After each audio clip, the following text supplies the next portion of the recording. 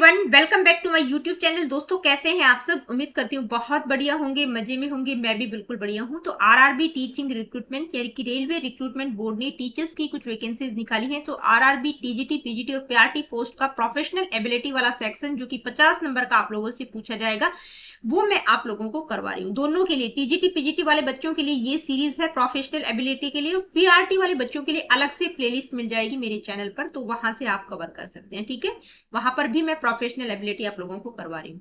और एक बात और बताना चाहूंगी कि जो आरआरबी पीआरटी वाले बच्चे हैं, उनकी वही मतलब जो प्रोफेशनल एबिलिटी वाला सेक्शन है, वो वही है जो कि केवीएस की पेडागोजी है। ठीक है, पूरा डिट्टो सिलेबस बिल्कुल सेम मिलता है, एक एक सब टॉपिक्स मिलते हैं।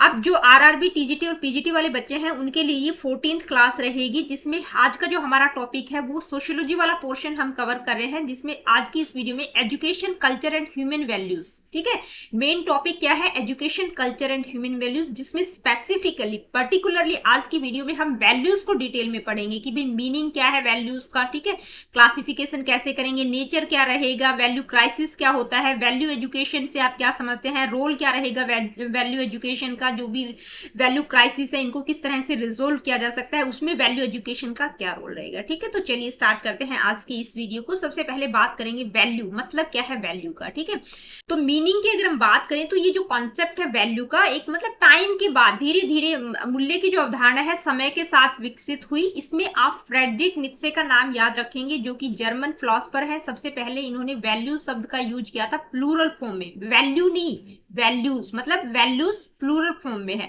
कब किया था? 1880 में। ठीक है, अब इनका मतलब क्या था वैल्यूज से? He use it to refer to moral beliefs and personal attitudes that were subjective, यानी कि किसी भी व्यक्ति के, किसी भी इंडिविजुअल के जो मोरल बिलीफ्स और पर्सनल एटीट्यूड्स है, उसके संदर्भ में इस शब्द का उन्होंने प्रयोग किया था कि भाई जो वैल्यूज है वो क्या है? सब्जेक्टिव है, इंडिविजुअल टू इंडिविजुअल वो चेंज होगी, यानी कि किसी भी इंडिविजुअल के अपने जो मोरल बिलीफ्स और एटीट्यूड्स है उसके संदर्भ में इन्होंने वैल्यू शब्द का प्रयोग किया था। वैल्यूज, वैल्यू नहीं वैल्यूज। ठीक है, 1880 में। अब फ्रेडरिक नीत्शे की अगर हम बात करें तो ये वेस्टर्न फिलोसोफर हैं, और कौन सी फिलॉसफी से रिलेटेड है ये मेरे को आप कमेंट करके आप बताएंगे। ठीक है, मॉडर्न डेमोक्रेटिक सोसाइटीज की अगर हम बात करें तो वैल्यूज में क्या क्या इंक्लूड होगा? रिलीजियस, यानी कि religious beliefs, moral attitudes, life philosophies और पॉलिटिकल आइडियोलॉजी, ये सारी किसमें इंक्लूड होंगी? वैल्यूज में। ठीक है, इटमोलॉजिकली यानी कि शाब्दिक दृष्टिकोण, इसकी उत्पत्ति कहां से हुई? तो वैल्यूज का मतलब क्या है? क्वालिटी ऑफ एन इंडिविजुअल और object that makes it important, respectable and useful. देखिए, जब एटोमोलॉजिकली अगर हम बात करते हैं तो वैल्यू का मतलब है क्वालिटी किसी भी इंडिविजुअल की, किसी भी चीज की। तो सिर्फ इंडिविजुअल को इंक्लूड नहीं किया गया है वैल्यू में, ऑब्जेक्ट्स, चीजों को भी, थिंग्स को भी इंक्लूड किया गया है, जो उस चीज को या उस इंडिविजुअल को इंपॉर्टेंट, रिस्पेक्टेबल और यूजफुल बनाती है। ठीक है, तो इसमें चीजें भी आ जाएंगी, थिंग्स, ऑब्जेक्ट्स और इंडिविजुअल दोनों के लिए यूज किया गया है। तो वैल्यू क्या है? वैल्यू इज एनीथिंग, मतलब अ पर्सन, ऑब्जेक्ट, एक्टिविटी और कंडीशन, कुछ भी हो सकता है भाई, एक व्यक्ति भी हो सकता है, कोई चीज भी हो सकती है, कोई एक्टिविटी हो सकती है, कोई कंडीशन हो सकती है, जो कि वर्थ वाइल होगी, प्रेफरेबल ओवर अदर थिंग्स, दूसरी चीजों के बारे में के कंपैरिजन में आप उसको प्रेफर करेंगे। जैसे दो चीजों का आप कंपैरिजन कर रहे हैं, तो एक चीज को आप बहुत ज्यादा वैल्यू दे रहे हैं, दूसरे को नहीं दे रहे, तो वो चीज आपके लिए क्या है? प्रेफरेबल है, उसको आप प्रेफरेंस पे रख रहे हैं, तो वो क्या है? उस चीज की वैल्यू है, वर्थ वाइल है। ठीक है, इसके बाद बात करेंगे नेचर क्या रहेगा वैल्यूज का। भाई किसी भी तरह की वैल्यूज हैं, इथिकल, मोरल, अलग अलग तरह की वैल्यूज होती हैं, तो उनका नेचर क्या रहेगा? तो जो वैल्यूज होती हैं वो स्टैंडर्ड होती है, गाइडलाइन प्रोवाइड करती है। ठीक है, गाइडलाइंस होती है किसी भी इंडिविजुअल की लाइफ के लिए कि भाई क्या सही है क्या गलत है। ठीक है, वैल्यूज क्या करती है? किसी भी नेशन, किसी भी देश की जो पॉलिसीज और डिसीजंस है वो गाइड, उसको गाइड कौन करता है? वैल्यूज करता है। जैसे हम डेमोक्रेटिक वैल्यूज की बात करते हैं, जो कि देश के लिए बहुत इंपॉर्टेंट है। वैल्यूज क्या होती है? लर्न और एक्वायर्ड होती है इन डिफरेंट वेज, कि कहां से सीखी है, वैल्यूज के सोर्सेज क्या है। ठीक है, कि भाई आपने धर्म के थ्रू वैल्यूज सीखी हैं, या सोसाइटी से सीखे हैं, फैमिली से सीखी हैं, एजुकेशन के थ्रू उन वैल्यूज का डेवलपमेंट आप में हुआ है।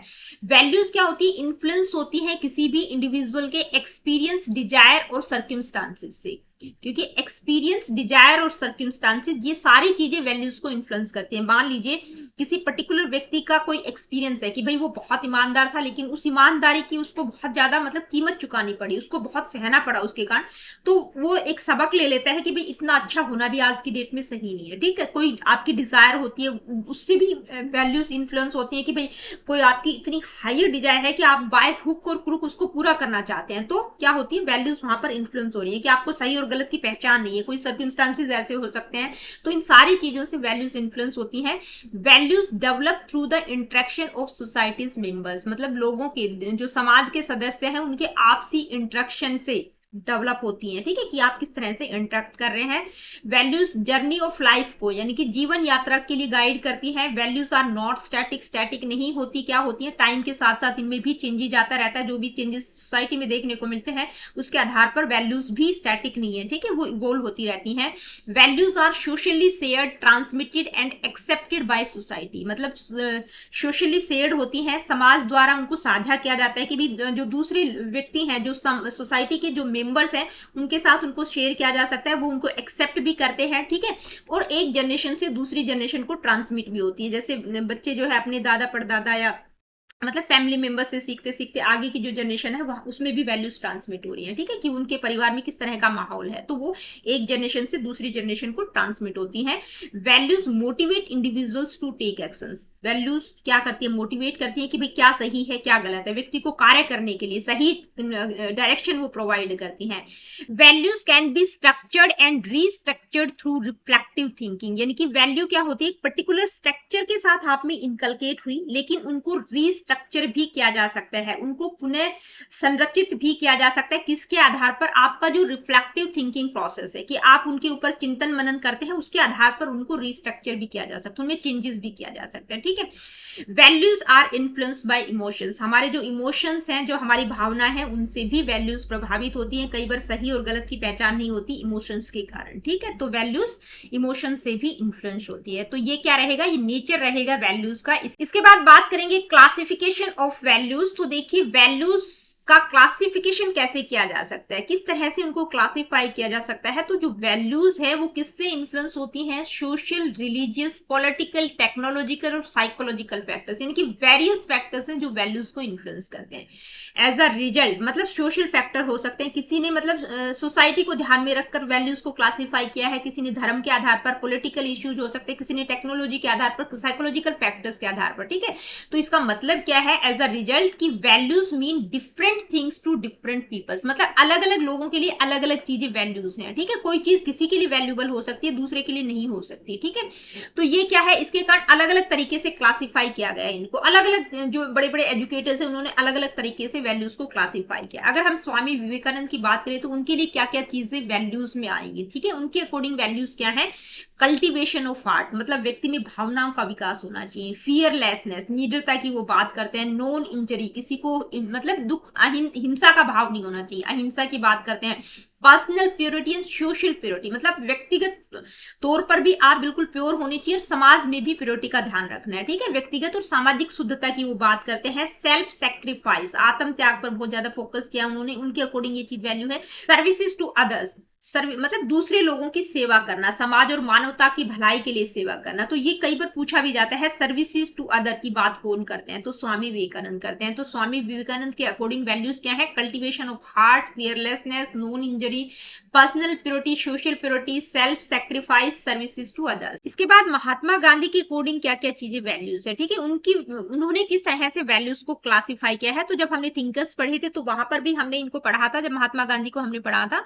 अहिंसा, ठीक है, मतलब सभी जीवों के प्रति करुणा और हिंसा से बचना है। सत्य, ट्रुथ की बात वो करते हैं। अस्तय, चोरी न करना। ब्रह्मचर्य, सेलिब्रेसी को फॉलो करना है। ठीक है, ब्रह्मचर्य का पालन करना है। अपरिग्रह, मतलब जो भौतिक वस्तुओं का संग्रह न करना है, अनावश्यक तौर पर जो हम करते रहते हैं। शारीरिक श्रम, फिजिकल वर्क की बात करते हैं, मेहनत पर उन्होंने बहुत ज्यादा फोकस किया। अस्वाद, अपने टेस्ट पर आपका कंट्रोल होना चाहिए। ठीक है, सर्वत्र भय वर्जनम, निर्भयता की बात करते हैं कि भी सत्य के मार्ग पर चलते हुए किसी से भी आपको भय नहीं होना चाहिए, भय मुक्त रहना है। सर्वधर्म संभाव, सभी धर्मों को समान समझना है, उनका सम्मान करना है। स्वदेशी अपनाने पर फोकस करते हैं। स्पर्श भावना, एबोलिशन ऑफ अनटचेबिलिटी, जो मतलब छुआछूत वगैरह या अस्पृश्यता की भावना है, मतलब किसी को टच नहीं करना, तो इस चीज का वो उन्मूलन करते हैं, इसको समाप्त करने पर फोकस करते हैं। तो उनके अकॉर्डिंग ये सारी चीजें वैल्यूज हैं, ये हमने पढ़ भी चुके हैं हम।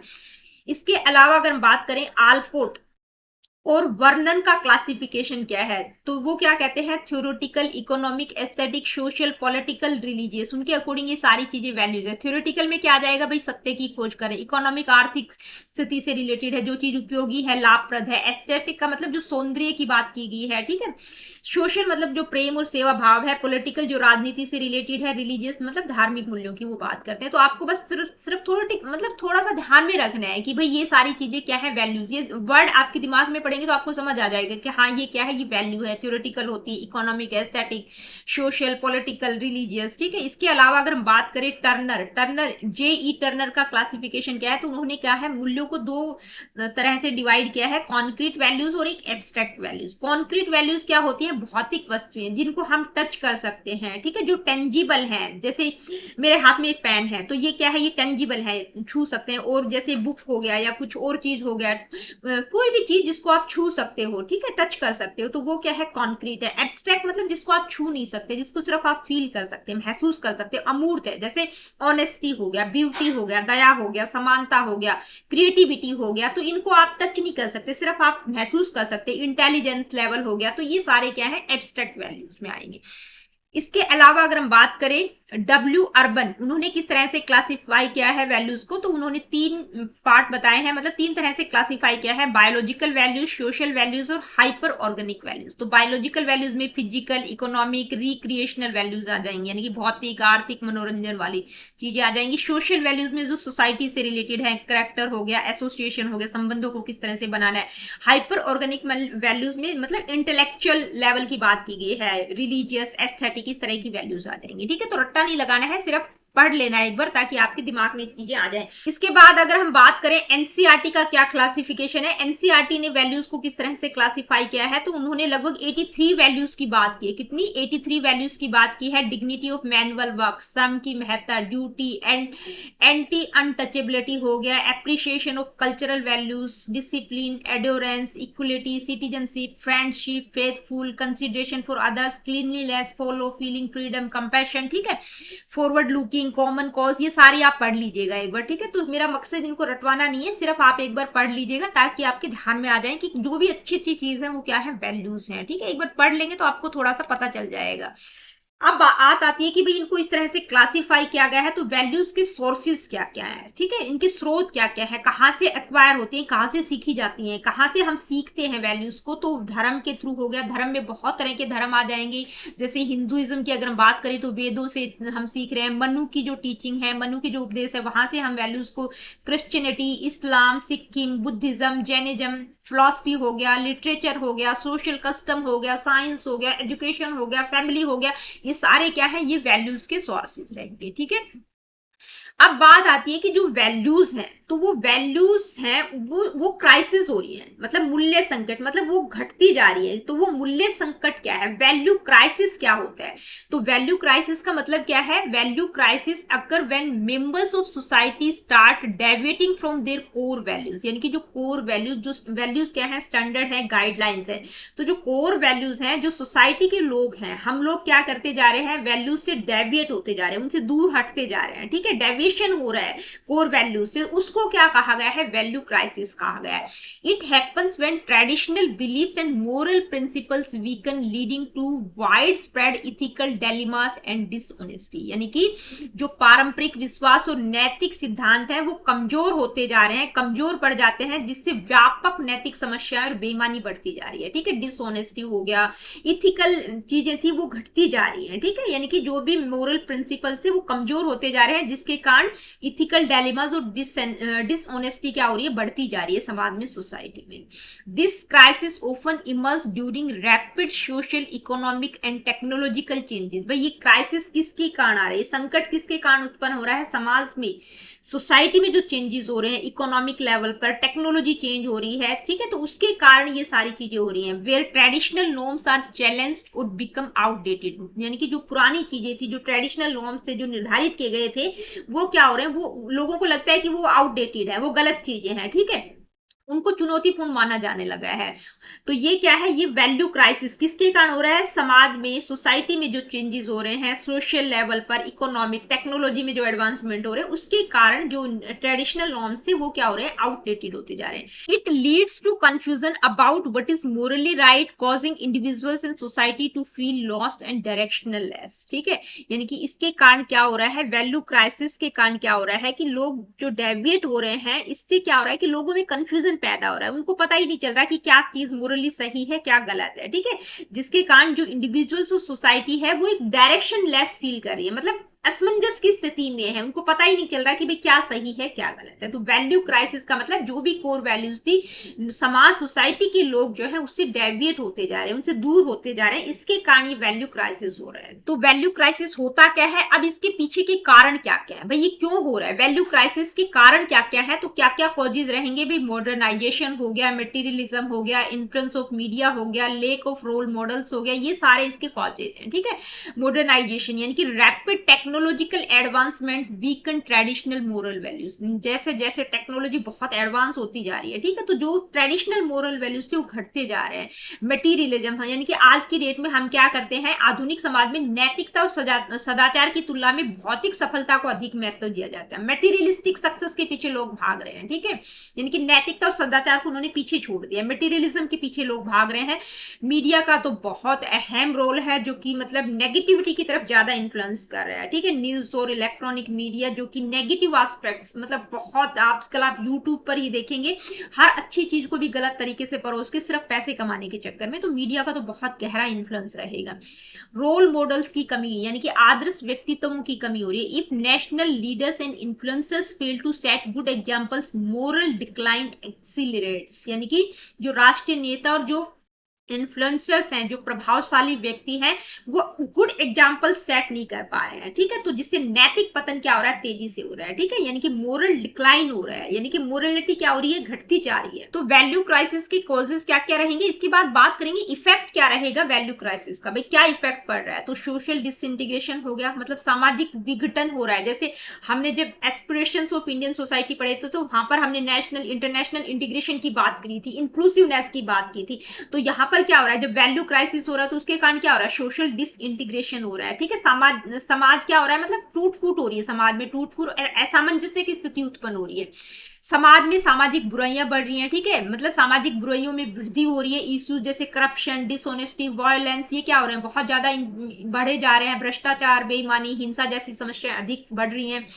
ऑब्स्ट्रक्शन इन नेशनल प्रोग्रेस, मतलब राष्ट्र की जो प्रगति है उसमें बाधाएं आ रही हैं। Moral decline creates hurdles in a Nations overall growth and development, यानी कि नेशनल इंटीग्रेशन की जब हम बात करते हैं, पेट्रियोटिज्म की बात करते हैं, तो वहां पर क्या हो रहा है, प्रॉब्लम आ रही है कि भाई जो नेशन की, जो हमारे देश की ओवरऑल ग्रोथ और डेवलपमेंट होता है वो उससे प्रभावित हो रहा है, उसमें हर्डल्स आ रहे हैं। तो वैल्यू क्राइसिस होता क्या है, उसके पीछे के कारण क्या क्या है, उसका प्रभाव क्या रहा है, अब इन प्रभावों को कैसे दूर किया जा सकता है, ये यानी कि जो वैल्यू क्राइसिस हो रहा है उसको कैसे एड्रेस किया जा सकता है, उसे कैसे निपटा जा सकता है। ठीक है, तो मूल्य संकट से निपटने के उपाय क्या क्या रहेंगे, तो क्या होना चाहिए, वैल्यू बेस्ड एजुकेशन होनी चाहिए, यानी कि school should focus on imparting ethical and moral education to young minds, मतलब स्कूल का अहम रोल है कि भाई बच्चों को इथिकल और मोरल एजुकेशन इंपार्ट करें। वैल्यू बेस्ड एजुकेशन होनी चाहिए, एजुकेशन कैसी होनी चाहिए, वैल्यू बेस्ड होनी चाहिए।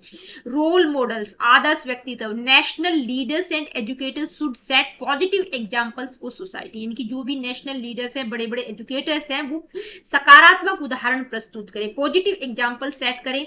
पॉजिटिव मीडिया इन्फ्लुएंस, यानी कि मीडिया तो देखिए, यानी कि बहुत अहम रोल होता है मीडिया का, तो मीडिया का पॉजिटिव इंपैक्ट होना चाहिए समाज पर, सोसाइटी पर उसका पॉजिटिव इंपैक्ट रहे। ठीक है, सकारात्मक रूप से लोगों को प्रभावित करे, अवेयरनेस को प्रमोट करे, गुड वैल्यूज को प्रमोट करे। ठीक है, अवेयरनेस को स्प्रेड करे, तो मीडिया का इन्फ्लुएंस पॉजिटिव रहना चाहिए। तो ये क्या है, ये ways to address value crisis, भाई मूल्य संकट से निपटने के ये उपाय हो सकते हैं कि वैल्यू बेस्ड एजुकेशन होनी चाहिए, जो एजुकेटर्स हैं वो रोल मॉडल्स के रूप में होने चाहिए, पॉजिटिव एग्जाम्पल सेट करें, मीडिया का पॉजिटिव इन्फ्लुएंस रहना चाहिए। अब इन सब के लिए, यानी कि जो वैल्यू क्राइसिस हो रहा है, इन सब के लिए वैल्यू वैल्यू एजुकेशन का कॉन्सेप्ट आता है कि भाई वैल्यू एजुकेशन बहुत इंपॉर्टेंट है। हमने बात की कि वैल्यू बेस्ड एजुकेशन होनी चाहिए, तो ये वैल्यू बेस्ड एजुकेशन कह सकते हैं, वैल्यू ओरिएंटेड एजुकेशन कह सकते हैं, वैल्यू एजुकेशन कह सकते हैं। वैल्यू एजुकेशन क्या है, आप लोगों ने पढ़ा भी होगा, आजकल जितने भी स्कूल है वहां पर एक एज ए सब्जेक्ट होता है वैल्यू एजुकेशन, ठीक है। Learning values for personal happiness and societal welfare मतलब इज कॉल्ड वैल्यू एजुकेशन। अपनी खुद की हैप्पीनेस के लिए, सोसाइटी की वेलफेयर के लिए वैल्यूज को सीखना ही वैल्यू एजुकेशन है, ठीक है। तो स्कूलों में आजकल एज अ सब्जेक्ट होता है वैल्यू एजुकेशन, ताकि बच्चों में वैल्यूज को इंकलकेट किया जा सके। It helps individuals differentiate between good and evil, यानी कि ये क्या, बच्चे को जो वैल्यू एजुकेशन मतलब वैल्यूज के बारे में पता चल जाता है तो वो क्या सही है क्या गलत है, उनको वो उन चीजों को डिफरेंशिएट कर सकता है। Value education is a broader concept than teaching as it involves the search for what is right and wrong, यानी कि वैल्यू एजुकेशन एक ब्रॉडर कॉन्सेप्ट है रादर देन टीचिंग। टीचिंग की बजाय ये एक बहुत व्यापक कॉन्सेप्ट है जो ये हमें समझाता है कि भी क्या चीज सही है और क्या गलत है, ठीक है। तो वैल्यू एजुकेशन मतलब वैल्यूज को इंपार्ट किया जा रहा है, ठीक है। वैल्यूज से रिलेटेड चीजें बच्चों को बताई जा रही है कि क्या चीज सही है क्या गलत है, ठीक है। गुड, यूजफुल और वैल्यूएबल चीजों के बारे में नॉलेज प्रोवाइड करना। करेक्टरिस्टिक्स क्या क्या होंगी वैल्यू एजुकेशन की, तो क्या क्या विशेषताएं हो सकती है। वैल्यू एजुकेशन एक कॉन्टिन्यूस और कॉम्प्रिहेंसिव प्रोसेस है, मतलब सतत और व्यापक प्रक्रिया है, कुछ ना कुछ चेंजेस इसमें होते रहते हैं। इसमें डायरेक्ट और इनडायरेक्ट इनकलकेशन आ जाएगा, यानी कि बच्चे में डायरेक्टली और इनडायरेक्टली वैल्यूज का इनकलकेशन हो रहा है। कैसे, हैबिट्स, एटीट्यूड्स और करेक्टर फॉर्मेशन के थ्रू, ठीक है। मतलब हैबिट के थ्रू, एटीट्यूड के थ्रू, करेक्टर फॉर्मेशन के थ्रू बच्चा अपने फैमिली से, स्कूल से बहुत सारी चीजें सीख रहा है। कुछ चीजें डायरेक्टली सीख रहा है, कुछ इनडायरेक्टली लोगों के व्यवहार को देखकर भी सीख रहा है, ठीक है। It plays a role in the holistic development of learners and helps in social and national reconstruction, मतलब क्या करती है वैल्यूज एक होलिस्टिक डेवलपमेंट में, ताकि बच्चे मतलब बच्चों को इस तरह से वैल्यू एजुकेशन इंपार्ट की जानी चाहिए ताकि उनका होलिस्टिक डेवलपमेंट, उनका physical, mental, social, intellectual all aspects का डेवलपमेंट हो सके, जो कि सोशल और नेशनल रिकंस्ट्रक्शन के लिए हेल्पफुल होगा, ठीक है। Value development is influenced by environmental factors, भाई वैल्यूज किससे इन्फ्लुएंस होती हैं, हम जहां पर रह रहे हैं वो इन्वायरमेंटल फैक्टर्स वैल्यूज को इन्फ्लुएंस करते हैं। आपके घर का माहौल क्या है, स्कूल का माहौल क्या है, किस तरह के दोस्तों के बीच में आप रह रहे हैं, कम्युनिटी किस तरह की कम्युनिटी है, मीडिया, सोसाइटल इथिक्स, ये सारी चीजें इन्फ्लुएंस करती हैं, ठीक है। It covers aesthetic, intellectual, social, political, spiritual dimensions of development, यानी कि ये सौंदर्य, बौद्धिक, सामाजिक, राजनीतिक, आध्यात्मिक विकास के सभी पहलू इसमें आ जाएंगे, यानी कि सारे एस्पेक्ट्स आ जाएंगे। एस्थेटिक एस्पेक्ट भी आ जाएगा, intellectual, social, political, spiritual dimension, सभी डायमेंशंस को कवर करती है, ठीक है। तो ये कुछ कैरेक्टरिस्टिक्स रहेंगी। अब क्या है, व्यूज ऑन एजुकेशनल वैल्यूज, जो एजुकेशनल वैल्यूज हैं, ठीक है, उन पे जो एजुकेटर्स हैं उन्होंने दो पर्सपेक्टिव्स बताए हैं कि भाई जो एजुकेटर्स हैं वो टू पर्सपेक्टिव्स की बात करते हैं एजुकेशनल वैल्यूज पर। कौन कौन से, एक है इंटरनल और सब्जेक्टिव वैल्यूज और दूसरा है external and objective values. Internal और सब्जेक्टिव वैल्यूज का मतलब क्या है कि कुछ एजुकेशनिस्ट कहते हैं कि भाई जो वैल्यूज हैं वो पर्सनल आइडियाज और एक्सपीरियंसेस पर डिपेंड करती है। उनका मानना है कि values emerge from imagination and personal perception, भाई जो वैल्यू सिस्टम है वो आपके जो पर्सनल आइडियाज है और आपके एक्सपीरियंस है उनके आधार पर, मतलब कहते हैं कि उन पर डिपेंड करती हैं।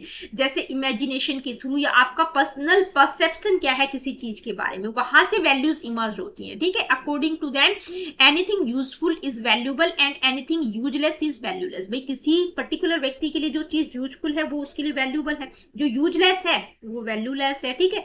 तो जैसे utility determines values in this perspective, तो ये वाला दृष्टिकोण क्या कहता है कि उपयोगिता पर फोकस किया गया कि भाई जो चीज आपके लिए, यूटिलिटी की बात की गई है कि जो चीज आपके लिए उपयोगी है वही चीज आपके लिए वैल्यूएबल है। मतलब पर्सनल आइडियाज और एक्सपीरियंसेस की बात की गई है कि भाई जो वैल्यूज हैं वो किस पर डिपेंड करती हैं, पर्सनल आइडियाज और एक्सपीरियंसेस पर। आपके लिए कौन सी चीज की वैल्यू है, कौन सी चीज आपके लिए उपयोगी है, ठीक है। नेक्स्ट है एक्सटर्नल एंड ऑब्जेक्टिव वैल्यूज, तो ये एक्सटर्नल और ऑब्जेक्टिव वैल्यूज यानी कि कुछ एजुकेशनिस्ट कहते हैं कि भाई जो वैल्यूज हैं वो इनहेरेंट होती है ऑब्जेक्ट और एक्टिविटीज में, ठीक है, यानी कि मूल्य, वस्तु और गतिविधियों में निहित होते हैं। They believe that values are shaped by the social environment, यानी कि जो इंटरनल और सब्जेक्टिव वैल्यूज वाले एजुकेटर्स थे वो मानते हैं कि पर्सनल आइडियाज और एक्सपीरियंस पर आधारित होती है। लेकिन ये एक्सटर्नल और ऑब्जेक्टिव वैल्यूज वाले जो एजुकेशनिस्ट हैं वो क्या कहते हैं कि भाई जो वैल्यूज हैं उनको शेप कौन देता है, सोशल इन्वायरमेंट। जिस तरह की इन्वायरमेंट में बच्चा रह रहा है वो सारी चीजें मतलब वहां से बच्चे में सारी चीजें इनकलकेट होती है, वहां से बच्चा सीखता है, सोसाइटी से सीखता है, ठीक है। जैसे एजुकेशनल जितनी भी एजुकेशनल एक्टिविटीज होती है वो सिर्फ इंडिविजुअल बेस्ड नहीं होती, वो उससे पूरी की पूरी सोसाइटी इन्फ्लुएंस होती है। तो वो ये क्या कह रहे हैं कि जो वैल्यूज है वो सोसाइटी से इन्फ्लुएंस होती है, सोशल इन्वायरमेंट की बात कर रहे हैं, ठीक है, इनहेरेंट होती हैं ऑब्जेक्ट्स और एक्टिविटीज में। जबकि जो दूसरा पर्सपेक्टिव है इंटरनल और सब्जेक्टिव वैल्यूज, ये वाले एजुकेशनिस्ट कहते हैं कि जो वैल्यूज हैं वो आपके पर्सनल आइडियाज और एक्सपीरियंस पर डिपेंड करती हैं। अब ये जो एजुकेशनल वैल्यूज हैं इनके दो पर्सपेक्टिव्स हैं, आगे इनको डिवाइड किया गया है, इनके अलग अलग टाइप्स बताए गए हैं। तो ब्रू बेचर, ठीक है, ब्रू बेचर एक एजुकेशनिस्ट है, उन्होंने एजुकेशनल वैल्यूज के अलग अलग टाइप्स बताए। तो ये नाम आप ध्यान में रखिएगा, बेसिकली इनका मतलब क्या है ये आपको पता होना चाहिए, बहुत ज्यादा रट्टा लगाने की जरूरत नहीं है, सिर्फ कॉन्सेप्ट समझ आना वैल्यू रखता है, ठीक है। इमीडिएट वैल्यूज, इमीडिएट वैल्यूज का मतलब ये वो वैल्यूज होती हैं जो बायोलॉजिकल और साइकोलॉजिकल नीड्स को फुलफिल करते हैं। जैसे एक बच्चा है जिसका फाइन आर्ट में इंटरेस्ट है, तो ये उसकी किस नीड को सेटिस्फाई कर रहा है, उसकी आर्टिस्टिक नीड्स को, यानी कि उसकी जो साइकोलॉजिकल नीड है उनको सेटिस्फाई कर रहा है, ठीक है। नेक्स्ट है रिमोट वैल्यू। तो रिमोट वैल्यूज क्या होती हैं, यानी कि ये वैल्यूज इंटेलिजेंट और रैशनल नीड से रिलेटेड होती हैं, यानी कि क्या चीज तर्कसंगत है, ठीक है, मतलब बौद्धिक और तर्कसंगत आवश्यकताओं से जुड़ी हुई होती है कि भाई क्या चीज आपके लिए सही है।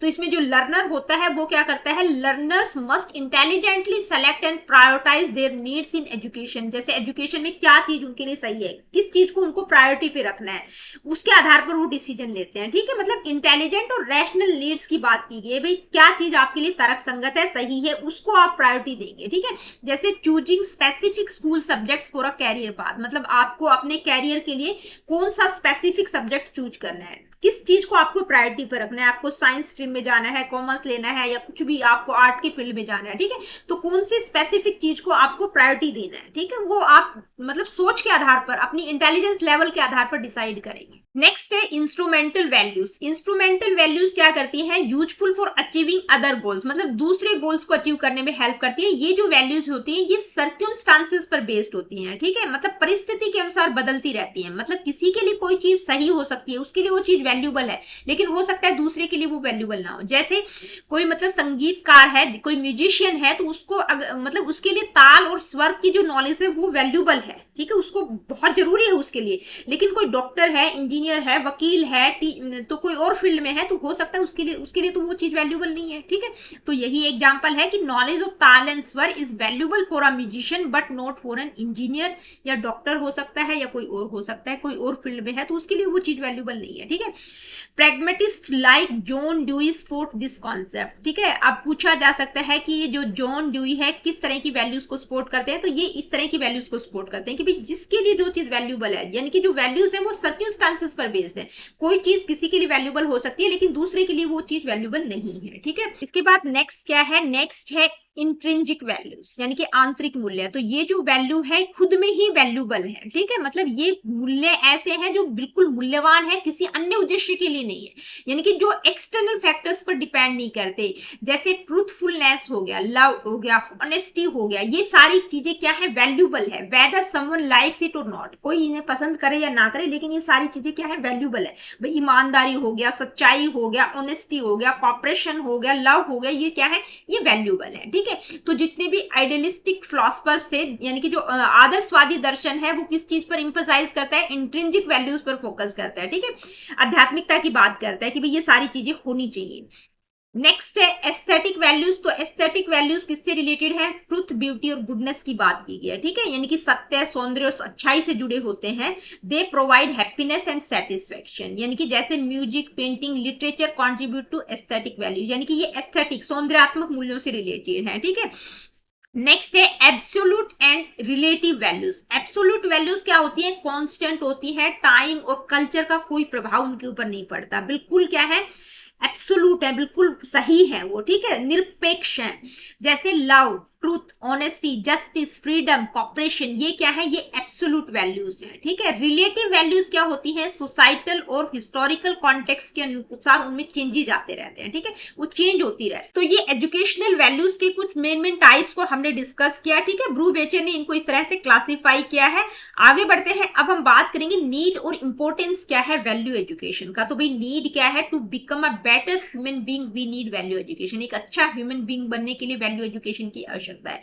इंपॉर्टेंस क्या रहेगा, तो ये जो मेन पॉइंट्स रहेंगे इनको आप नीड और इंपॉर्टेंस दोनों में कवर कर सकते हैं। जो बीएड एमएड वाले स्टूडेंट्स हैं, जो जहां पे उनको लिखना पड़ता है, उनकी बात कर रही हूँ। ठीक है, और जो आपका पेपर रहेगा उसके लिए आप मेन चीजें ध्यान रहेंगे कि भाई किस लिए इंपॉर्टेंस है वैल्यू एजुकेशन की। पहला पॉइंट क्या है, वैल्यू इरोजन, यानी कि जो मूल्यों का ह्रास होता जा रहा है। इरोजन का मतलब जो घटती जा रही है चीजें, तो किसके कारण हो रहा है value erosion, explosion of population, यानी कि जनसंख्या वृद्धि, नॉलेज और ह्यूमन डिजायर, जो व्यक्तियों की डिजायर बढ़ती जा रही है, उसके कारण क्या हो रहा है, वैल्यूज का ह्रास होता जा रहा है, डिटोरेटिंग हो रही है वैल्यूज। ठीक है, we observe value erosion in social, spiritual, cultural, economic, political and religious field. मतलब आप देखेंगे हर फील्ड में वैल्यू इरोजन हो रहा है, वैल्यूज का ह्रास हो रहा है, चाहे वो स्पिरिचुअल फील्ड हो, सोशल हो, cultural, economic, political, religious field हो। हर एक में आप ध्यान से देखेंगे तो हर एक जगह क्या हो रहा है, वैल्यू इरोजन हो रहा है। तो इसके लिए क्या जरूरी है, मतलब इस वैल्यू इरोजन को कैसे कम करना है, वैल्यू एजुकेशन के through. To preserve and maintain values, value education is essential. ठीक है, तो इस वैल्यू इरोजन को रोकने के लिए, मूल्यों का ह्रास ना हो, ये प्रिजर्व किए जा सके, इनको मेंटेन किया जा सके, इसके लिए क्या जरूरी है, वैल्यू एजुकेशन जरूरी है। इसके बाद नेक्स्ट पॉइंट क्या है, नेक्स्ट है नॉलेज ओरिएंटेड एजुकेशन, यानी कि जो करंट एजुकेशन सिस्टम है वो सिर्फ नॉलेज इंपार्ट करने पर फोकस कर रहा है, रादर देन करेक्टर बिल्डिंग, यानी कि बच्चों के चरित्र निर्माण की बात नहीं की गई है।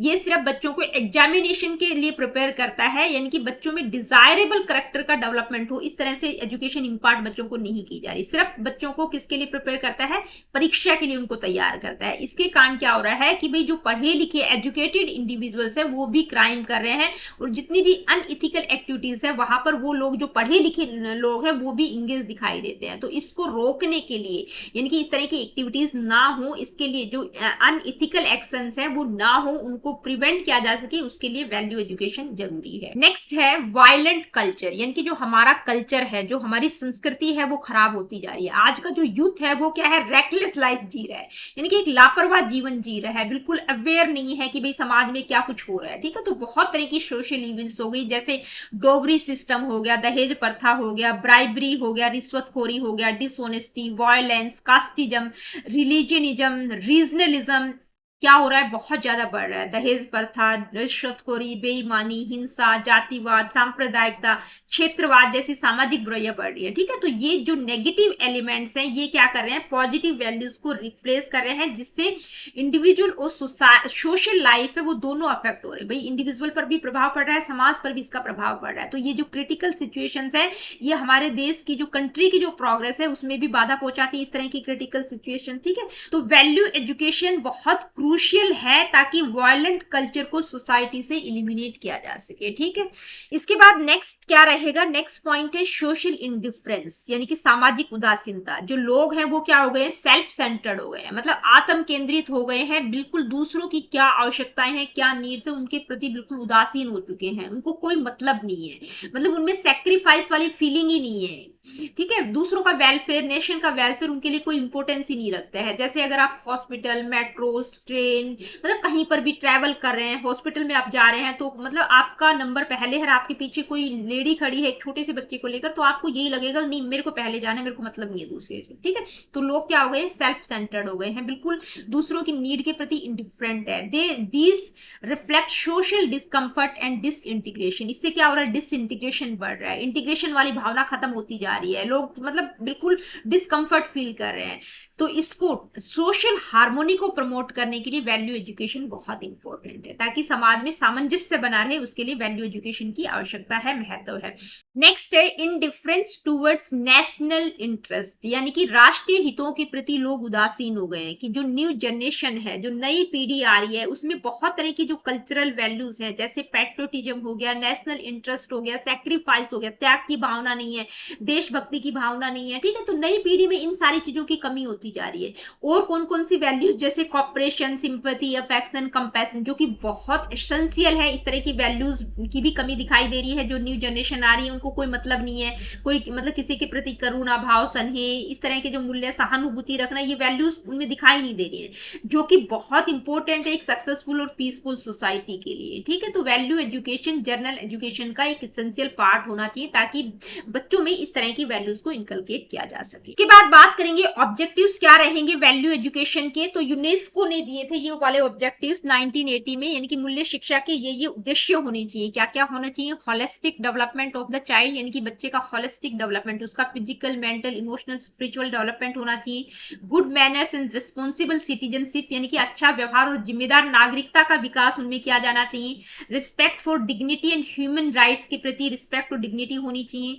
Spirit of patriotism and national integration, यानी कि बच्चों में इस तरह की भावना को बढ़ावा देना है। किस तरह की? पैट्रियोटिज्म, देशभक्ति, राष्ट्रीय एकता, नेशनल इंटीग्रेशन की भावना को बढ़ावा दिया जा सके।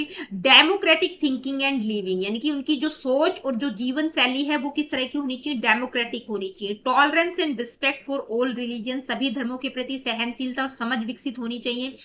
Feeling of brotherhood at social, national and international levels, यानी कि सोसाइटी के लेवल पर, नेशनल लेवल पर और इंटरनेशनल लेवल पर ब्रदरहुड की फीलिंग का डेवलपमेंट होना चाहिए। भाईचारे की भावना को विकसित करना, कि भाई सभी को मतलब वैल्यू देना है, सभी को अच्छे से समझना है, ठीक है, भाईचारा होना चाहिए। Faith in a higher power और यूनिवर्सल ऑर्डर, यानी कि किसी भी सर्वोच्च शक्ति, जो भी हायर पावर है, जैसे हम गॉड की बात करते हैं, ठीक है, या ब्रह्मांडीय व्यवस्था, उसमें आस्था को विकसित करना है, कि उसमें उनको बिलीव हो, ठीक है।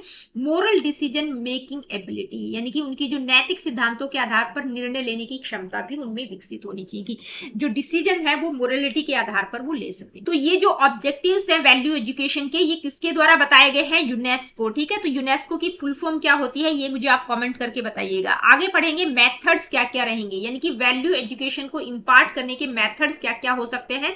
तो कौन कौन से मेथड्स हो सकते हैं, कौन कौन से तरीके हो सकते हैं? Use of real life examples from daily situations, यानी कि जो डेली की घटनाएं हैं, दैनिक घटनाएं हैं, वहां से आप एग्जांपल सेट कर सकते हैं। कोटेशंस ऑफ ग्रेट पर्सनैलिटीज, यानी कि जो महान व्यक्ति हुए हैं उनके विचारों को आप व्याख्या कर सकते हैं, कि देखिए उन्होंने अपने फील्ड में ये अच्छा कार्य किया था। Discussions on moral dilemmas and life incidents, यानी कि जो मोरल डायलेमास है, जो नैतिक निर्णय वाले प्रसंग हैं और जो समस्याएं हैं, वहां पर आप डिस्कशन कर सकते हैं, उसके थ्रू बच्चों में वैल्यूज को इनकलकेट कर सकते हैं। स्टोरीज, प्लेस, डायलॉग्स और स्क्रिप्चर का प्रयोग कर सकते हैं। बायोग्राफीज ऑफ ग्रेट पर्सनैलिटीज, यानी कि जो महान व्यक्ति हुई है उनकी जीवनी का अध्ययन करके, कि जैसे महात्मा गांधी हो गया, स्वामी विवेकानंद हो गया, और भी बहुत सारे थिंकर्स हैं, उनकी बायोग्राफीज से आप सीख सकते हैं, इनकलकेट कर सकते हैं बच्चों में वैल्यूज, ठीक है, वहां से वो सीख सकते हैं। Teaching of personal, social and community values, यानी कि जो व्यक्तिगत, सामाजिक और सामुदायिक मूल्यों की शिक्षा बच्चों को दे सकते हैं, ठीक है। Yoga and self discipline activities हो गया। Group work like campus cleaning हो गया, भाई कोई कैंपस है उसको आपको साफ करना है। हॉस्पिटल विजिट हो गया, वर्शिप प्लेसेस हो गया, उनकी आप विजिट करके, तो ये समूह कार्य है, जैसे स्कूल परिसर की सफाई करना, अस्पताल, झुग्गी झोपड़ियों में सेवा करना, अलग अलग धर्म स्थलों का भ्रमण करना, तो इनके थ्रू भी बच्चों में वैल्यूज को इनकलकेट किया जा सकता है। Talks on leaves of national and spiritual leaders, यानी कि जो राष्ट्रीय और आध्यात्मिक नेताएं हैं, ठीक है, उनके जीवन पर प्रवचन आप दे सकते हैं, कि भी उन्होंने कितना अच्छा काम किया था, ठीक है। जो बहुत तरह के स्पिरिचुअल लीडर्स है, बुद्धा हो गया, जैन धर्म से रिलेटेड हो गया, महावीर स्वामी हो गया, और भी बहुत तरह के स्पिरिचुअल लीडर्स रहे हैं, तो उनके एग्जाम्पल्स आप दे सकते हैं। प्रेयर, मेडिटेशन, फिजिकल लेबर, यानी कि प्रार्थना, ध्यान और श्रमदान को शिक्षा का हिस्सा बना सकते हैं, ठीक है। भाई आपको मेहनत भी करनी है, आपको प्रेयर, मेडिटेशन पर भी फोकस करना है, इसके थ्रू बच्चों में वैल्यूज को इनकलकेट किया जा सकता है। जो बड़े बड़े ग्रेट लीडर्स हुए, उनके बर्थडे आजकल देखते होंगे आप, स्कूलों में सेलिब्रेट किए जाते हैं, ठीक है, तो उसके थ्रू भी बच्चों में वैल्यूज इनकलकेट होती है, कि भाई वो उन्होंने इतना अच्छा काम किया था, तो आज हम उनको, उनके बर्थडे को आज सेलिब्रेट करें, ठीक है। तो ये सारे मेथड्स हो सकते हैं बच्चों में वैल्यूज को इनकलकेट करने के। अब वैल्यूज इनकलकेट कहाँ की जाती हैं? स्कूल में। स्कूल का क्या रोल रहेगा, ठीक है। तो स्कूल का क्या रोल रहेगा, देखिए स्कूल में क्या क्या एक्टिविटीज होती हैं, जैसे मॉर्निंग असेंबली हो गया, ठीक है, जहां पर नैतिक विषयों पर चर्चा होती है, वहां पर कोई थॉट होता है, असेंबली होती है, प्रेयर वगैरह होती है। कंपलसरी सब्जेक्ट होते हैं, उसमें वैल्यूबल कंटेंट होना चाहिए। जो करिकुलम हो वहां पर उसको रिडिजाइन किया जा सकता है, ठीक है, ताकि बच्चों में वैल्यूज को इनकलकेट किया जा सके। इस तरह के सब्जेक्ट या इस तरह का कंटेंट वहां पर होना चाहिए। एक्सटेंशन लेक्चर्स बाय स्कॉलर्स, विद्वानों के द्वारा व्याख्या व्याख्यान जो लेक्चर्स दिए जा सकते हैं, डिक्लेमेशन कॉन्टेस्ट एंड डिबेट्स यानी कि जो भाषण प्रतियोगिताएं, वाद विवाद हो गया, स्किट्स एंड ड्रामा हो गया, celebration of national and international days मतलब इनको आप सेलिब्रेट करते हैं, मास मीडिया और वैल्यू एजुकेशन का क्या यूज रहेगा, स्पेशल कैंपस और एक्सक्यूरेशन यानी कि बहुत तरह के अलग अलग शिविर और भ्रमण का आयोजन आप कर सकते हैं, स्कूल के द्वारा किए भी जाते हैं, बच्चों को टूर प्रोग्राम पर भी ले जाते हैं, ठीक है। स्कूल मैगजीन पब्लिकेशन हो गया, एक्टिव पार्टिसिपेशन इन को करिकुलर एक्टिविटीज यानी कि जो सह पाठ्यक्रम गतिविधियां हैं वहां पर बच्चों का एक्टिव पार्टिसिपेशन होना चाहिए। तो ये सारे क्या है, ये स्कूल का रोल रहेगा। ये सारी चीजें बच्चे कहाँ से सीखते हैं, स्कूल के थ्रू सीखते हैं, ठीक है। इसके बाद टीचर का अहम रोल रहेगा, क्योंकि स्कूल में कौन होता है, टीचर, तो टीचर की भी अहम भूमिका होती है। तो टीचर कैसा होना चाहिए, जो ह्यूमन वैल्यूज में बिलीफ उसका होना चाहिए, ठीक है, इनकी फेथ होना चाहिए उसका बेसिक ह्यूमन वैल्यूज में, ताकि बच्चों में भी वो बहुत सारी चीजें इनकलकेट कर सके। हेल्पिंग स्टूडेंट्स इम्बाइब वैल्यूज यानी कि बच्चों में मूल्यों का विकास कर सके। Promoting democratic and secular thinking, बच्चों में इस तरह की डेमोक्रेटिक और जो धर्मनिरपेक्ष वाली सोच है उसको वो बढ़ावा दे सके। Conservation of environment and culture यानी कि अपने पर्यावरण और संस्कृति को कैसे कंजर्व करना है, सांस्कृतिक विरासत का संरक्षण किस तरह से करना है, उसके बारे में नॉलेज प्रोवाइड कर सकता है। ग्लोबल ह्यूमन वैल्यूज अवेयरनेस यानी कि जो वैश्विक मानव मूल्य है उनके प्रति जागरूकता पैदा करना। Creating a safe and loving school environment यानी कि एक सेफ और लविंग स्कूल इन्वायरमेंट को क्रिएट कर सकता है teacher. Relating abstract values to real life situations यानी कि जो एब्स्ट्रैक्ट वैल्यूज हैं, ठीक है, जिन जो टेंजिबल नहीं है, जो इनटेंजिबल है, जैसे ऑनेस्टी हो गया, लव हो गया, ब्यूटी हो गया, इनको कैसे मतलब इनको रिलेट कर सकता है रियल लाइफ सिचुएशन से, कि भाई उनको जैसे ऑनेस्टी की हम बात करते हैं तो वो बच्चों को सिखा सकता है, ठीक है, मतलब आपको ऑनेस्ट रहना है।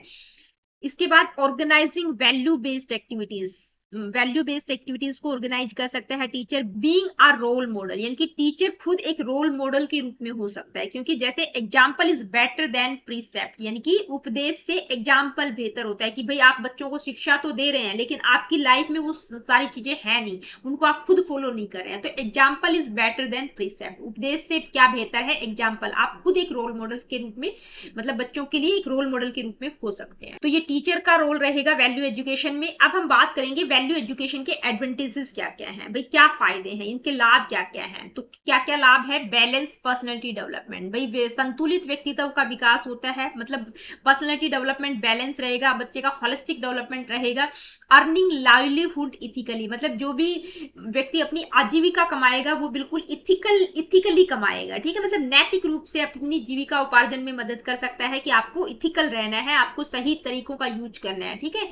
Improve vocational and social efficiency यानी कि सामाजिक रूप से आप दक्ष बन सकते हैं, अगर आप मतलब आप में वैल्यूज इनकलकेट हो चुकी हैं, ठीक है, अपने आप को वोकेशनली और सोशली एफिशिएंट बना सकते हैं, इंप्रूव कर सकते हैं। करेक्टर एंड मोरलिटी को डेवलप किया जा सकता है। Makes ideal and responsible citizen यानी कि आदर्श और जिम्मेदार नागरिक बनाता है क्या, value education. Improve decision making and experience reflections मतलब जो भी आपके एक्सपीरियंस है उनको आप रिफ्लेक्ट कर सकते हैं, उन पर चिंतन मनन कर सकते हैं। डिसीजन मेकिंग को इंप्रूव करती है वैल्यू एजुकेशन, क्या सही है क्या गलत है, ठीक है। Help children adjust to society and environment, भाई क्या सही है क्या गलत, बच्चे को जो पहचान हो जाती है तो समाज में किस तरह से रहना है, ठीक है, तो वो प्रॉपर तरीके से सोसाइटी में अपने आप को एडजस्ट कर सकता है। Increases national integration and cultural value यानी कि वैल्यू एजुकेशन नेशनल इंटीग्रेशन और कल्चरल वैल्यूज को भी इंक्रीज करता है। Meaningful use of leisure time यानी कि जो आपका खाली समय है उसका सार्थक प्रयोग कैसे करना है उस चीज के लिए भी प्रमोट करते हैं। तो ये सारी क्या रहेंगी, वैल्यू एजुकेशन की एडवांटेजेस रहेंगी। बहुत ज्यादा डिटेल में एक एक एग्जाम्पल के साथ मैंने एक्सप्लेन नहीं किया है, क्योंकि बहुत ही सिंपल सी लैंग्वेज यहाँ पर मैंने यूज किया, ठीक है। आगे बढ़ते हैं, ये पूरा का पूरा टॉपिक आई होप कि आप लोगों को समझ आ गया होगा। अब इस टॉपिक से रिलेटेड कुछ इंपॉर्टेंट एमसीक्यूज को डिस्कस करेंगे। Let me see what is the first question, which of the following is not a type of educational value according to Brubacher यानी कि ब्रू बेचर का क्लासिफिकेशन मैंने आप लोगों को बताया था, उन्होंने अलग अलग टाइप की वैल्यूज की बात की है। तो जैसे यहाँ इस तरह से क्वेश्चन आप लोगों से पूछा जाएगा, क्वेश्चन में इंक्लूड इसीलिए करती हूँ, ठीक है, कि हमने एजुकेशनल वैल्यूज को पढ़ा था, ब्रू बेचर ने कौन कौन सी एजुकेशनल वैल्यूज बताई है, तो ये वर्ड्स आपको ध्यान में रहेंगे तो आप कर सकते हैं, ठीक है। Intrinsic value, aesthetic value, economic values, instrumental values. तो इंट्रिंसिक, एस्थेटिक और इंस्ट्रूमेंटल ये सारी वैल्यूज का क्लासिफिकेशन उनके द्वारा किया गया, इकोनॉमिक वैल्यूज की बात नहीं की गई। नेक्स्ट क्वेश्चन क्या है, according to pragmatist like John Dewey which type of value is most important. ये वहां पर भी मैंने बताया था कि भाई जॉन ड्यूई क्या थे, प्रैग्मेटिज्म से रिलेटेड थे, तो उन्होंने किस तरह की वैल्यूज को इंपोर्टेंट बताया है, इंट्रिंसिक, इंस्ट्रूमेंटल वैल्यू या एस्थेटिक या एब्सोल्यूट वैल्यू। तो उन्होंने किसको, इंस्ट्रूमेंटल वैल्यूज को उन्होंने इंपोर्टेंट बताया। ठीक है, वो क्या होती है वो मैं आप लोगों को समझा चुकी हूँ, बार बार रिपीट नहीं करूंगी। विच of the following is an example of an absolute value, यानी कि इनमें से कौन सा एब्सोल्यूट वैल्यू का एक एग्जाम्पल होगा, वेल्थ, ऑनेस्टी, पावर, पॉपुलरिटी। तो क्या होगा, ऑनेस्टी। ठीक है, नेक्स्ट क्वेश्चन है, truth is a value whether someone likes it और नॉट। भाई ट्रूथ क्या है, एक वैल्यू है, चाहे कोई इसे पसंद करे या ना करे। This statement best describe which type of value. तो ये मतलब ये जो स्टेटमेंट है किस टाइप की वैल्यू को डिस्क्राइब करती है, instrumental value, extrinsic value, intrinsic value या रिमोट वैल्यू। तो किस तरह की वैल्यूज को, इंट्रिंजिक वैल्यूज को। ये क्या है, इंट्रिंजिक है। ठीक है भाई, आपको सही लगे या ना लगे, लेकिन ये क्या है, ये एक वैल्यू है। नेक्स्ट क्वेश्चन क्या है, आइए देखते हैं। नेक्स्ट क्वेश्चन है, the values related to biological and psychological needs of children are called. यानी कि वो वैल्यूज जो बच्चे की बायोलॉजिकल और साइकोलॉजिकल नीड से रिलेटेड है, उन वैल्यूज को क्या नाम दिया गया है, कौन सी है वो values, remote values, immediate values, aesthetic values या एब्सोल्यूट वैल्यूज। तो कौन सी थी, इमीडिएट वैल्यूज। नेक्स्ट क्वेश्चन देखिए, बहुत डिटेल में मैं नहीं बता रही हूँ क्योंकि कॉन्सेप्ट मैंने जस्ट अभी आप लोगों को समझाया है, तो ये मत समझिएगा कि मैडम सिर्फ आंसर बता रही है, क्योंकि वो इसलिए बता रही हूँ क्योंकि कॉन्सेप्ट हमने करा है, इस पूरे के पूरे टॉपिक को मैंने समझाया, तो मुझे नहीं लगता कि बार बार रिपीट करने की आवश्यकता है। ठीक है, नेक्स्ट क्वेश्चन है, which of the following is an example of an extrinsic value. यानी कि इनमें से एक्सट्रिंजिक वैल्यू का एग्जांपल क्या रहेगा, पीस, मनी, काइंडनेस, ऑनेस्टी। तो क्या रहेगा, मनी। ठीक है, बाकी सारी इंट्रिंजिक वैल्यू है, पीस हो गया, काइंडनेस हो गया, ऑनेस्टी, ये इंट्रिंजिक वैल्यू है। ठीक है, नेक्स्ट क्या है, the term value education was first introduced in which educational policy। तो देखिए ये वाला कॉन्सेप्ट है ना, ये आपने उसमें नहीं आया, यहां से आपको पता चल जाएगा। तो बहुत सारी चीजें जो कॉन्सेप्ट के थ्रू नहीं पता चलती, क्वेश्चंस के थ्रू पता चल जाती है कि भाई वैल्यू एजुकेशन जो टर्म है सबसे पहले किस एजुकेशनल पॉलिसी में इसको इंट्रोड्यूस किया गया था। ठीक है, तो कौन सी थी, नेशनल पॉलिसी ऑन एजुकेशन जो 1968 में आई थी, national policy on education 1986,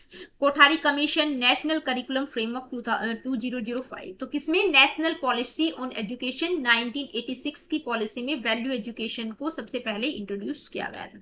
next question है, अब वैल्यू क्राइसिस अकर्स व्हेन। भाई वैल्यू क्राइसिस, मूल्य संकट कब आता है, people strictly follow their traditional values, यानी कि जब लोग स्ट्रिक्टली अपने ट्रेडिशनल वैल्यूज को फॉलो करते हैं, societies value and practices begin to diverse. यानी कि सोसाइटी क्या करती है, अपने जो वैल्यू सिस्टम है, जो कोर वैल्यूज है, उनसे डाइवर्स होना स्टार्ट कर देती है, तब वैल्यू क्राइसिस होता है। New values emerge without any conflict, there is no change in moral belief. तो क्या होगा कि भी जो सोसाइटी है वो डाइवर्स होना स्टार्ट कर देती है वैल्यू से, ना ही उनको प्रैक्टिस में रखती है, तब वैल्यू क्राइसिस होता है। ठीक है, नेक्स्ट क्वेश्चन क्या रहेगा, Which of the following is a major cause of value crisis? इनमें से कौन सा मेजर कॉज रहेगा वैल्यू क्राइसिस का, stability in societal beliefs, rapid social and technological changes, strong adherence to traditional norms, increase cultural homogeneity. तो क्या रहेगा, major cause क्या रहेगा, rapid social and technological advancement, यानी कि टेक्नोलॉजी में, समाज में जो रैपिडली चेंज हो रहा है उसके कारण वैल्यू क्राइसिस हो रहा है। ठीक है, what can help reduce a value crisis in society. भाई सोसाइटी में जो वैल्यू क्राइसिस हो रहा है उसको कैसे रिड्यूस कर सकते हैं। ठीक है, कैसे रिड्यूस किया जा सकता है, इनमें से क्या हेल्प करेगा, इग्नोरिंग सोशल इश्यूज, यानी कि सोशल इश्यूज को इग्नोर करना, इंक्रीजिंग ब्लाइंड कंज्यूमरिज्म, यानी कि बिल्कुल ब्लाइंडली हर चीज को कंज्यूम करना, providing value oriented education, eliminating traditional practices. तो क्या होना चाहिए, कैसे रिड्यूस कर सकते हैं, providing value oriented education. Next question क्या है, आइए देखते हैं। नेक्स्ट क्वेश्चन है, who plays a major role in setting an example during a value crisis. ठीक है, यानी कि जो वैल्यू क्राइसिस हो रहा है तो उसमें से, इनमें से क्या, कौन मेजर रोल प्ले करेगा भाई, जिसके थ्रू एक एग्जांपल सेट करने में। ठीक है, कि वैल्यू क्राइसिस के लिए एक एग्जांपल सेट कर सके, तो इनमें से क्या मेजर रोल प्ले करेगा, कौन प्ले करेगा, politicians only, national leaders and educators, celebrities only, scientist only. तो कौन प्ले करेंगे, national leaders and educators. Next question, which of the following is a key solution to address the value crisis. मतलब value crisis को address करने का key solution इनमें से क्या होगा, eliminating old traditional values, promoting only material wealth, providing ethical and value based education, increasing unethical practices. तो पढ़ते ही आपको समझ आ गया होगा किसके थ्रू, यानी कि इथिकल और वैल्यू बेस्ड एजुकेशन प्रोवाइड करके ही जो वैल्यू क्राइसिस हो रहा है उसको एड्रेस किया जा सकता है, उसमें एक सॉल्यूशन का काम करेगा वैल्यू एजुकेशन। नेक्स्ट क्वेश्चन क्या है ये देखते हैं। नेक्स्ट क्वेश्चन है the values related to biological and psychological needs of children are called, यानी कि बच्चे की जो साइकोलॉजिकल और बायोलॉजिकल नीड्स हैं, ठीक है, उससे रिलेटेड कौन सी वैल्यूज होती है, तो दोबारा से रिपीट हो गया, कौन सी रहेंगी, इमीडिएट वैल्यूज। नेक्स्ट है the modern education system focuses more on, यानी कि जो मॉडर्न एजुकेशन सिस्टम है वो किस पर ज्यादा फोकस करता है, value oriented education, knowledge oriented education, moral education या इथिकल एजुकेशन। तो नॉलेज ओरिएंटेड एजुकेशन पर ज्यादा फोकस करता है बजाय कि वैल्यू ओरिएंटेड एजुकेशन, कि भाई बच्चे को सिर्फ नॉलेज प्रोवाइड की जा रही है। तो दोस्तों आज की वीडियो में इतना ही। आज की वीडियो में हमने जो टॉपिक था आपका एजुकेशन कल्चर एंड वैल्यूज, तो इसमें हमने स्पेसिफिकली वैल्यूज को बिल्कुल डिटेल में डिस्कस किया है, ठीक है। एजुकेशन और कल्चर का जो टॉपिक रहेगा वो अगली वीडियो में हम डिस्कस करेंगे। तो मिलती हूँ आप लोगों से अपनी अगली वीडियो में। Really good, take care of yourself. देखिए वीडियो सेशंस आप लोगों को अच्छे लगते हैं, आप लोगों के लिए हेल्पफुल है, तो लाइक शेयर और चैनल को सब्सक्राइब आप कर सकते हैं, जो कि एब्सोल्युटली फ्री है और फ्री ऑफ कॉस्ट मैं आप लोगों के लिए क्वालिटेटिव मटेरियल प्रोवाइड करने की कोशिश करूँ। किसी प्रकार का क्वेश्चन क्वेरीज फीडबैक आपका है, do comment in the comment section, जो कि आप बिल्कुल भी नहीं करते हैं, तो कमेंट करके मेरे को जरूर अपडेट किया करो।